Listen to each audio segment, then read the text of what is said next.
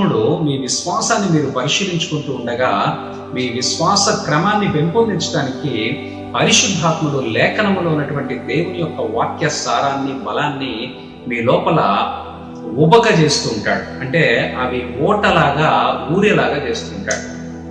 తద్వారా ఏమవుతుందంటే when you are searching for yourself, when you are checking yourself, మీ పరిస్థితిని మీరు గ్రహింపులో ఉంచుకొని దాని ప్రకారం మిమ్మల్ని మీరు శోధించుకుంటూ ఉన్నప్పుడు పరిశుద్ధాత్ముడు లేఖనముల ద్వారా దేవుని యొక్క కార్యమంతటిని కూడా మనకి గ్రహింపులోనికి తీసుకుని వచ్చి మనకి ఎటువంటి ధైర్యాన్ని ఇవ్వగలుగుతారనంటే, మన ముందున్నటువంటి సమస్య కంటే సిలువలో మరణించి మన కొరకు రక్తము చిందించి 3 దినముల తర్వాత, సమాధిలో పాతి పెట్టబడిన 3 దినముల తర్వాత పునరుద్ధానుడుగా లేచినటువంటి క్రీస్తు యొక్క మరణ పునరుద్ధానపు శక్తిని గురించి మనకు తెలియజేస్తాడు.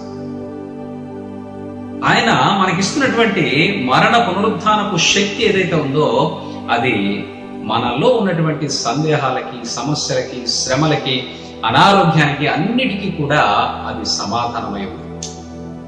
అటువంటి గ్రహింపులోనికి దేవుడు నేను తీసుకుని రావటానికే ఈ ప్రశ్న నేను అడుగుతున్నాను.